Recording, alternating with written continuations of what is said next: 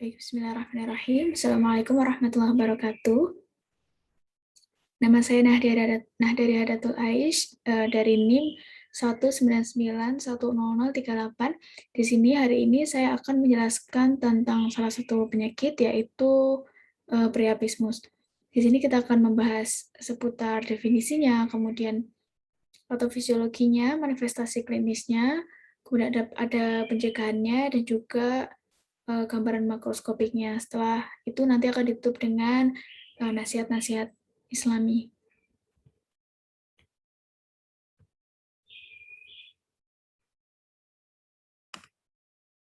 Baik, langsung dimulai.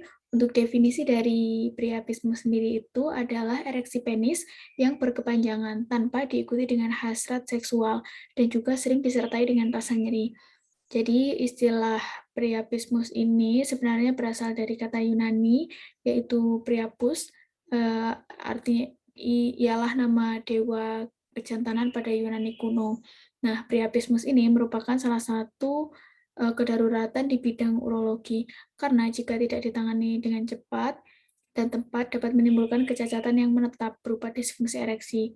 Nah, mengapa ini harus juga ditangani segera? Karena priapismus ini tuh sangat nyeri, seperti itu. Kemudian bagaimana sih patofisiologinya? Jadi sebenarnya dari priapismus sendiri ini bisa dibedakan dalam dua macam, yaitu priapismus primer atau idiopatik yang belum jelas penyebabnya sebanyak 60% dan ada priapismus sekunder. Nah, untuk yang priapismus yang primer tadi kan 60%-nya idiopatik. Sedangkan untuk yang priapismus sekunder, ini ada beberapa penyebab, bisa disebabkan oleh yang pertama ada kelainan pembekuan darah, seperti misalnya ada penyakit anemi bulan sabit, kemudian leukemi, dan juga emboli lemak. Kemudian yang kedua ada trauma paraperineum atau genitalia. Yang ketiga ada gangguan neurogen yang terjadi pada saat menjalani anestesi regional atau pada penderita paraplegia. Kemudian yang keempat adalah pada penyakit keganasan. Yang kelima, pemakaian obat-obat tertentu. Atau misalnya contohnya di sini ada alkohol, psikotropik, antihipertensi, dan juga bisa terjadi pasca injeksi intracavernosa dengan zat vasoaktif. Seperti itu. Jadi kan karena itu menyebabkan ereksi penis yang berkepanjangan.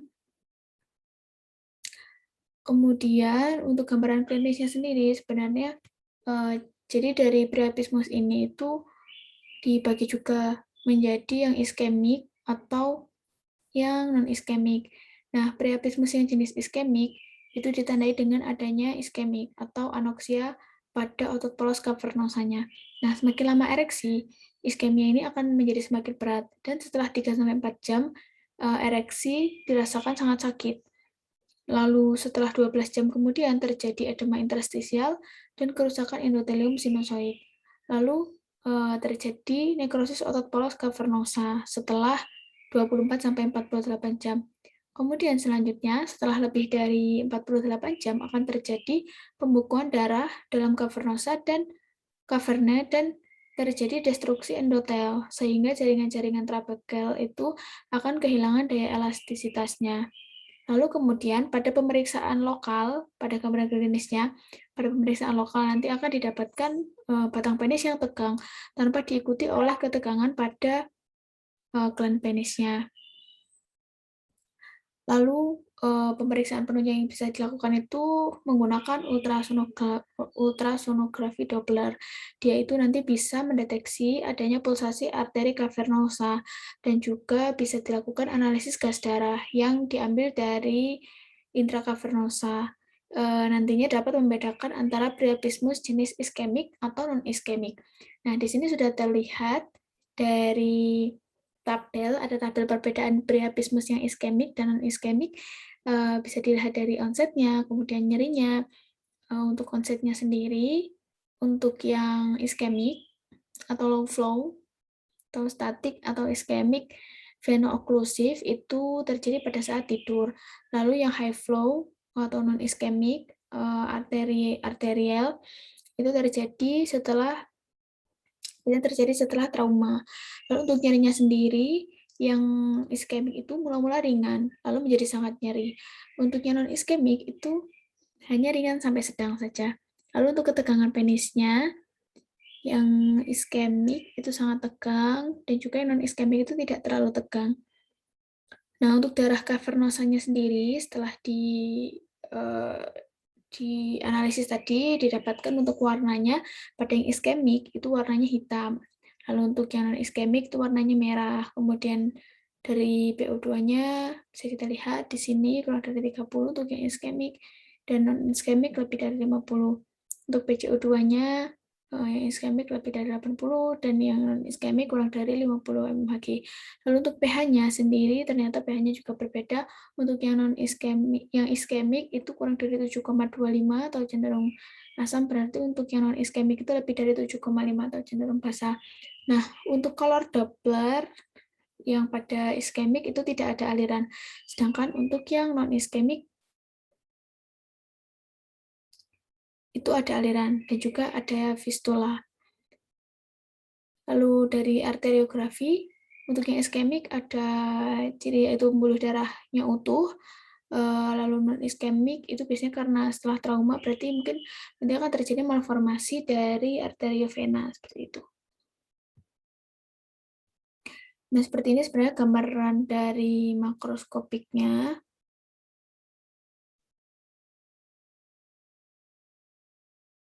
Kita lihat, jadi ereksi penis yang berkepanjangan itu pada priapismus itu bisa terjadi karena yang pertama ada gangguan mekanisme outflow atau vena oklusi tadi atau iskemik, sehingga darah itu tidak dapat keluar dari jaringan erektil, atau juga ada peningkatan dari inflow aliran darah arteri. Darah arteri itu yang masuk ke jaringan erektilnya. Oleh karena itu, secara hemodinamik, priapismus itu tadi bisa dibedakan secara tipe vena oklusif atau low flow dan juga arterial atau high flow. Nah, tadi kan karena penyebabnya itu kan ada dua ya dibedakannya. Mungkin ini ada venous outflow-nya terblok.